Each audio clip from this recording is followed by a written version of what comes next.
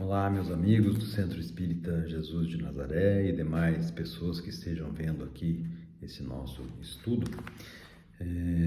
Que tenham uma boa noite, né? Ou bom dia, boa tarde, não se sabe. Vamos lá. Vamos pedir aos nossos mentores espirituais, aos mentores espirituais da nossa casa, que estejam presentes conosco neste momento de estudo, de concentração e de oração, para que os nossos aprendizados, eventualmente adquiridos aqui hoje, possam se converter em ações no nosso dia a dia, ao longo do novo ano que está chegando, né? Para que possamos ser pessoas melhores, espíritas melhores, não é? Então vamos pedir a Deus que nos dê força e entendimento para isso. Que assim seja. Muito bem, hoje nós vamos falar um estudo especial, né? Então nós não vamos falar em nenhum trecho específico do Evangelho, porque hoje, segundo a nossa tradição aqui da nossa casa, né, na semana que antecede o Natal, nós fazemos um estudo específico, né? Ou uma palestra, um encontro específico alusivo ao dia de Natal. Para falar do Natal, né? Então vamos às origens da festa do Natal, né? Fazendo aqui as minhas pesquisas, né, para trazer algumas informações interessantes aqui para nós, eu achei aqui o seguinte, olha, a celebração do Natal, ele antecede o cristianismo em cerca de 2000 anos, ou seja, 2000 anos antes do nascimento de Cristo, já se celebrava uma festa muito parecida com o que é o Natal, né? Era um festival mesopotâmico, né? A Mesopotâmia era um local, né, no planeta onde hoje fica lá o Iraque, o Kuwait, na parte da Síria, naquele pedaço, né? E eles tinham uma passagem, né? Na passagem de um ano para o outro, eles faziam uma festa que se chamava Zagmuk, né? Em que era uma festa para comemorar o final do ano, sabendo que existiam grandes dificuldades ainda, né, no ano que se iniciava, porque, lembrando, no hemisfério norte é inverno nessa época, é muito frio, né? Então é uma época difícil para eles. Bom, a Mesopotâmia, né, ela inspirou a cultura de muitos povos, né, inclusive os gregos que passaram, né, na época de Cristo, um pouco bem antes até, ser muito importantes, né? E eles também tinham, por influência dessa festa dos mesopotâmios, uma festa que, segundo a tradição deles, comemorava, né, a luta de Zeus contra o titã Cronos, né? Mas também era nessa época. Bom, os gregos influenciaram, por sua vez, os romanos, né? E os romanos tinham uma festa chamada Saturnália. Essa festa, ela ocorria entre 17 de dezembro e 1º de janeiro. E segundo constam, né, da literatura, né, a gente vai ler aí a vida, por exemplo, de Lucas, né,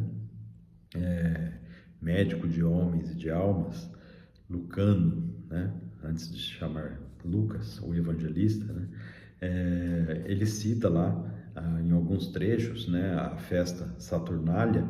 Inclusive ele fala que era uma festa bastante profana, com nem um pouco de respeito, né, pela dignidade humana, era uma coisa mais aí para as orgias, em todos os sentidos, né, não só da comida, do sexo, etc. Muito bem. E essa festa também, ela tinha lá no seu ponto principal o dia 25 de dezembro, que, segundo os cálculos na época, era o dia em que o Sol estava mais fraco, é o dia mais fraco do ano, o dia que tem menos período de Sol durante o dia, né, que é o chamado solstício de inverno no hemisfério norte. Nesse dia, aqui no hemisfério sul, é o dia mais longo do ano, né? Não é exatamente no dia 25, mas naquela época eles calculavam que era no dia 25. Bom, e essa festa, né, era o dia do renascimento do Sol, e ela se chamava Natalis Solis Invicti, que era o dia do nascimento do Sol invicto, né? Que a partir daquele dia, que era o dia mais curto do ano, o Sol começava a brilhar cada vez mais tempo, né? E ficava a se tornar forte de novo. Ótimo.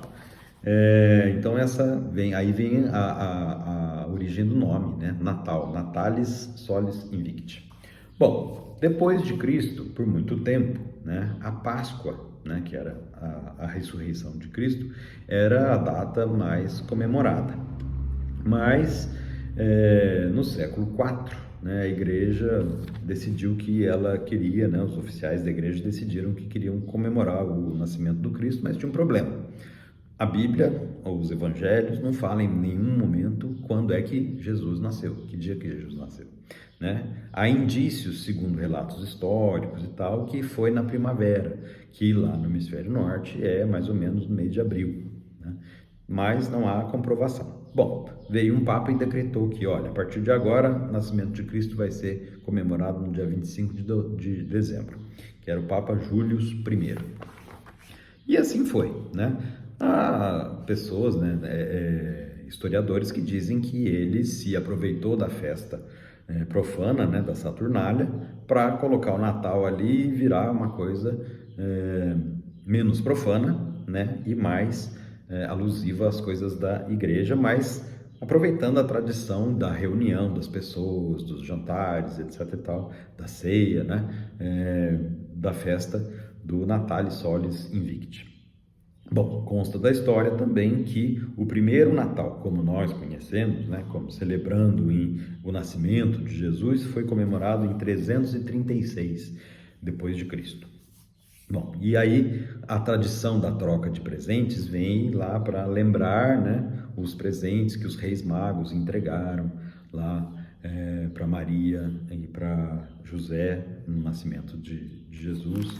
Inclusive nesse livro que eu acabei de falar aqui, né, da história do Lucano, que é um livro que eu aconselho todos a lerem, que é muito interessante, chama-se Médico de Homens e de Almas. O Lucas, né, ele conta, ele vivia nessa época na Grécia, na época em que Jesus nasceu, e ele conta que ele viu a estrela de Belém, porque foi um acontecimento, né, que ficou registrado na história, né, uma estrela mais forte, tipo um cometa, né, que apareceu no dia do nascimento de Jesus e que guiou, né, os reis magos até onde estava sendo o nascimento de Jesus em Belém. Muito bem, o Lucano ele conta, né, que ele viu isso, e depois é que um amigo dele contou, né, que já era adepto à religião em termos, né, do Deus misterioso ou do Deus único, né, contou para ele o que significava aquela estrela, né, que era o nascimento da pessoa que viria, que era o Messias prometido, né, que viria revolucionar o mundo, né. E o Lucas, né, o Lucano, não teve a oportunidade de conhecer Cristo, né? Ele passou a vida dele toda, estudou medicina e tudo, e foi para Alexandria para estudar medicina. Depois, quando ele conheceu a história de Cristo, Cristo já tinha morrido.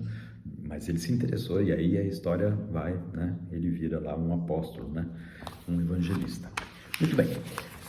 Para nós espíritas, né? Para nós espíritas, o que significa o Natal, né? Bom, a gente já vê o Natal com menos materialismo, né?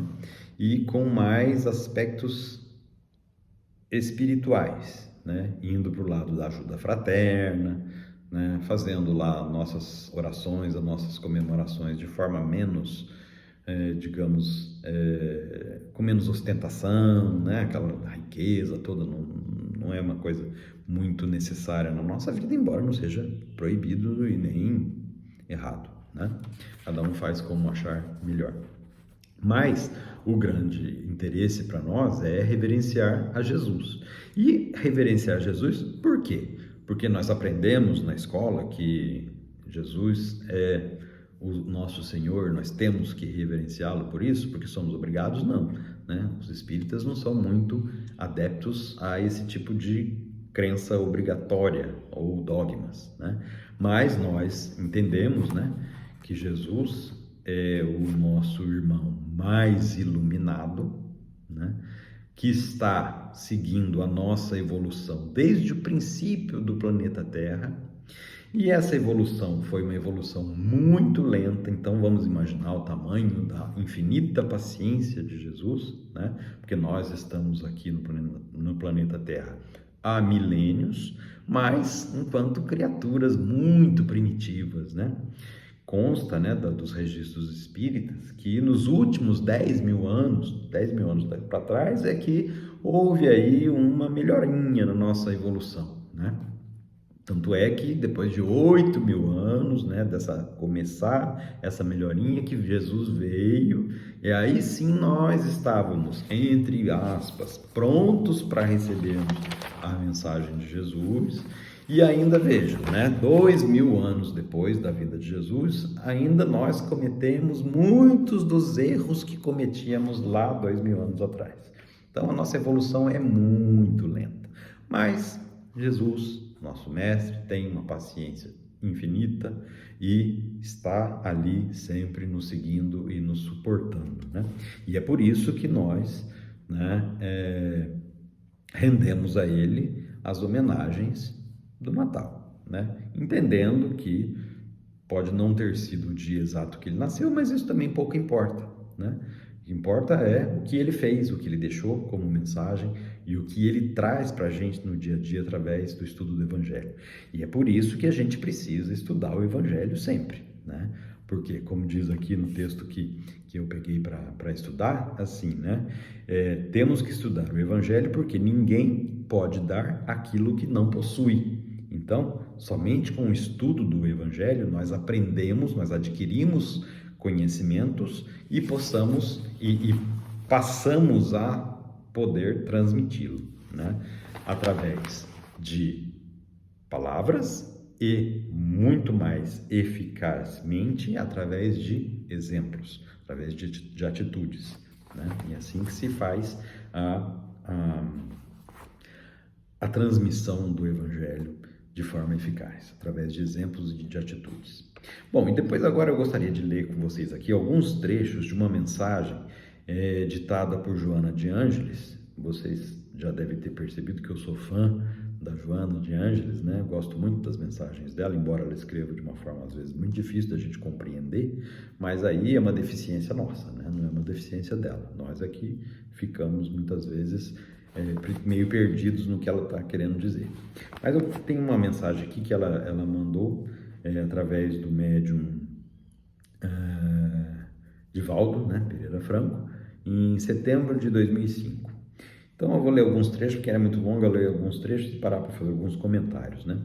Aquele nascimento, nas especiais circunstâncias em que ocorreu, deveria assinalar, conforme sucedeu, o período de renovação humana e social, alterando por definitivo os calendários históricos. De fato, alterou, né? Nós temos aí o nosso calendário antes de Cristo, depois de Cristo. Antes dele, o tumulto galopava o corcel da violência e a barbárie solucionava as disputas, favorecendo o perverso que elaborava as próprias leis. Então, o mais forte sempre ganhava, né? É certo que, depois de um largo período, continuou predominando a força da estupidez e o desequilíbrio dos crimes hediondos na governança das nações. Mergulhou naquela oportunidade Jesus nas vestes humanas, a fim de conviver com os seres terrestres. Ele, porém, dividiu as épocas, em face da significação de que se revestiu a sua vida. Então, não foi uma pessoa qualquer, né? Tanto é que nossa era aqui está, né, na nossa era civilizatória, ela tem um marco, né? Antes de Cristo, depois de Cristo, conforme eu falei agora há pouco. Bom, então, depois de muito, né, Cristo veio e exemplificou através de suas próprias atitudes, né, humildes, a sua mensagem, né, e deixou aí, né, um legado. E aí, continuando a mensagem, né? É certo que ainda estão em andamento o abuso de poder, os crimes covardes, as dominações arbitrárias, a arrogância dos poderosos, o horror dos extermínios em massa, a crueza do terrorismo. Entretanto, as leis, mesmo que não cumpridas por enquanto, inspiradas pelas suas, do Cristo, né?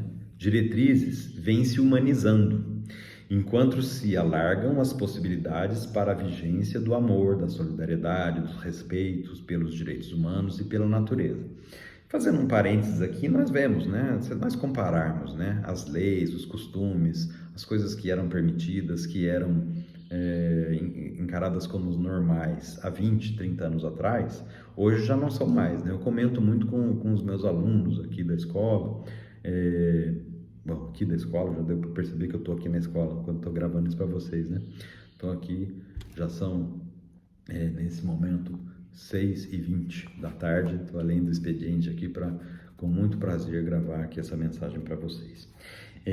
Para nós, né? Porque eu sou o que aprende também mais aqui, eu acho, nessa mensagem, porque eu estudo aqui para fazer com carinho para vocês e acabo aprendendo bastante também. Muito bem. Jesus, ele deu essa mensagem para a gente e a gente foi aprendendo ao longo do tempo, né? Mas se a gente for comparar nos últimos tempos, a gente vê, né, que coisas que 30 anos atrás eram permitidas, como eu falo para os meus, eu estava falando para os meus alunos aqui, né? Por exemplo, eu tive aula com um professor que fumava na sala de aula. Não que isso fosse errado, mas só para mostrar a mudança de costumes, né? Hoje não pode fumar dentro da universidade inteira. Nenhuma escola pode fumar dentro, né? E eu tive aula, vocês também talvez tenham tido aula com professores que fumavam. Nós, como alunos, alguns fumavam durante a aula. E olha só, para nós isso hoje é um absurdo. E nós vemos, né? A gente tem coisas que a gente vê até como exagero, muitas vezes, né? Algumas palavras que não podem mais ser usadas, né? Às vezes a gente até brinca com isso, mas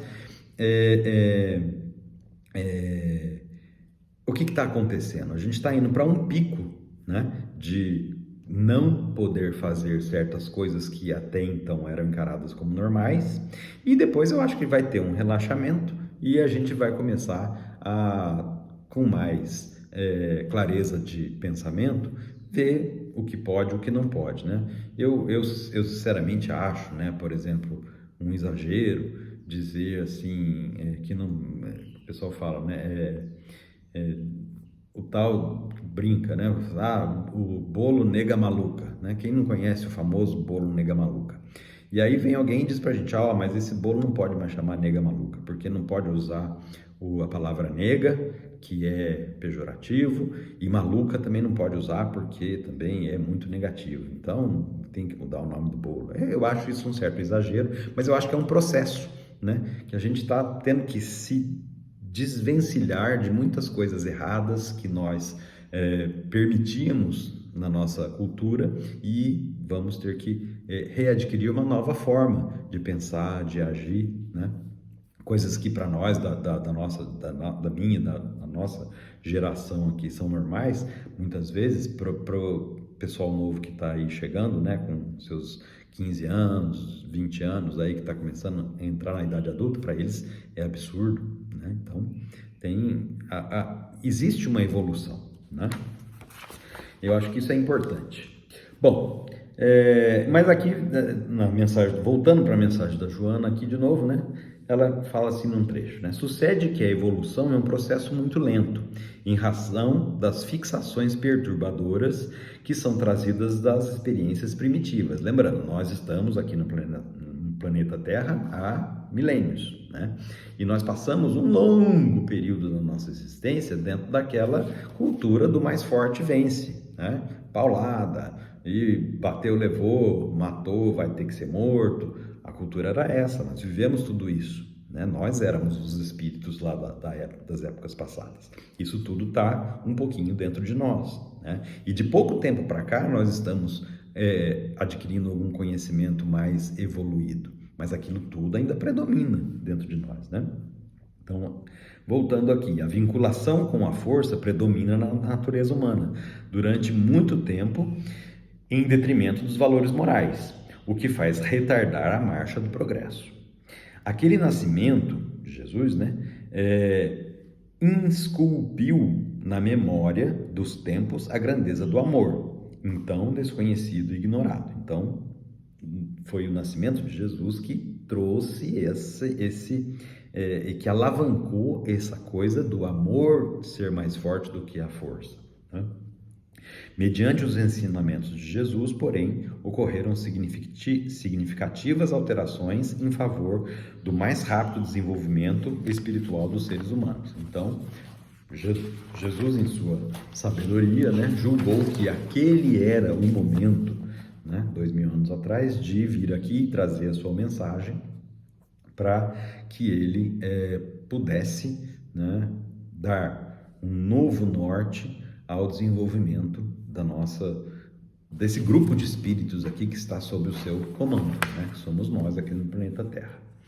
Jesus, entre as criaturas humanas, é o momento culminante do processo histórico da evolução. Veja só o que Joana nos fala, né? Jesus, entre as criaturas humanas, é o momento culminante no processo histórico da nossa evolução. Não mais se repetirão aquele nascimento, aqueles dias, aquelas bênçãos, nem serão necessários, portanto, os acontecimentos permanecerem incapazes de serem apagados na consciência dos tempos que já passaram, assinalando os tempos que virão.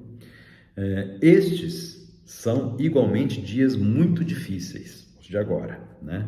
Durante a larga transição que se opera na Terra, atinge-se nesse momento o ponto culminante das provações e dores amargas, convidando-nos à reflexão e à mudança de atitude comportamental para melhor. Não desesperes em vão, não te desesperes em vão, não te sentes aflito por problemas e dores. Recorda-te de Jesus e deixa-te por ele conduzir. Na data evocativa do seu nascimento, faze uma reflexão mais profunda e verifica se ele já nasceu em teu coração. Após a constatação da sua presença em ti, ou não, sai do desconforto moral ou da comodidade, da indiferença ou do erro e deixa que este seja um Natal sublime em tua vida, passando a viver feliz e dedicado ao bem de que ele se faz porta-voz. Então, Joana nos convida aqui, né, a fazer uma reflexão, né? Será que Jesus já nasceu para nós? Em nós? E essa eu acho que é uma reflexão muito importante para nós nesse momento, né? Porque uma coisa é nós passarmos pelo nosso processo de educação, né? Nós passamos lá, catecismo, alguns de nós já foram educados dentro da doutrina espírita e tal, mas muita coisa fica na teoria, a gente não pratica no dia a dia. E o Natal que a Joana nos convida aqui é fazer com que a gente examine se Jesus já nasceu dentro de nós. E eu acho que esse é o grande momento, né, do Natal. Nós examinarmos o quanto Jesus já nasceu dentro de nós. Porque é um processo, como a gente falou, a evolução é um processo lento. Nós não vamos chegar no dia 26 de dezembro dizendo, Jesus nasceu dentro de mim, agora eu sou outra pessoa. Isso não vai acontecer. Mas, se nós não orarmos, vigiarmos e tomarmos a decisão de que Cristo deve nascer dentro do nosso coração, e nós devemos, através do estudo da doutrina espírita, do estudo do Evangelho, seguir os passos de Jesus, que nasceu, que nós vamos fazer, através do nosso esforço, nascer dentro de nós, e aí sim nós vamos ter sentido o Natal, né? E não só o Natal do dia 25 de dezembro, mas o Natal de todos os dias, né? Jesus cada vez mais nascido e vivendo dentro das nossas vidas, fazendo com que nós possamos, através dos nossos atos, seguir os passos de Jesus, né? E isso eu acho que é importante para cada um de nós, né? A gente vai refletir, né? O que Jesus muda na nossa vida, né? Será que nós seríamos as mesmas pessoas hoje se Jesus não tivesse vindo 2000 anos atrás? E se a história tivesse ocorrido, né? Porque ela ia continuar ocorrendo, né? Sem a vinda de Jesus, sem que nós tivéssemos tido conhecimento da mensagem que ele nos passou. O que seria de nós nesse momento? Muito provavelmente a gente ainda estava naquele ritmo de guerra, de um matar o outro, né? Do mais forte levar os bens do mais fraco. Isso ainda acontece, mas agora já é, felizmente, uma exceção. Nós já temos discernimento para saber que é errado. Então, isso é uma evolução. Então, acho que nós temos que fazer com que Jesus nasça cada dia mais em nossos corações, através das nossas atitudes, através da nossa decisão de seguir os passos de Jesus, que não é uma decisão fácil. Jesus ensinou coisas que não são nada fáceis para nós, né? Perdoar os nossos inimigos, amar os nossos inimigos, são coisas que não são fáceis não, né? E nós temos consciência da dificuldade que é o perdão, que é orar por um inimigo, uma pessoa que não nos fez bem, que nos fez efetivamente o mal, orar por essa pessoa de coração, perdoar, se desvencilhar das amarras do passado, das desavenças que nós tivemos com outras pessoas. Nada disso é fácil para nós, né? Mas com esforço e rezando lá, lendo o Evangelho e fazendo com que aquela mensagem entre na nossa vida, a gente vai ter o Natal nosso de cada dia. Ok, pessoal, muito obrigado pela atenção de vocês. Vamos fazer agora uma breve oração, pedindo a Jesus que nos ilumine a todos nessa semana de Natal, para que o seu Evangelho nasça em nosso coração cada vez mais, para que nós possamos seguir os seus passos e seus ensinamentos. Que a caridade, sem a qual nós não nos salvaremos, seja a tônica das nossas vidas.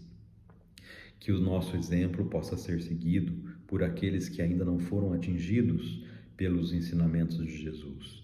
Que nós possamos dar o exemplo, que nós tenhamos força para sermos os exemplos, porque essa é a evangelização que Jesus pediu que fizéssemos. Que nós tenhamos, então, um feliz Natal dentro de cada um de nós e dentro das nossas famílias. Que assim seja. Muito obrigado, meus amigos. Até a próxima.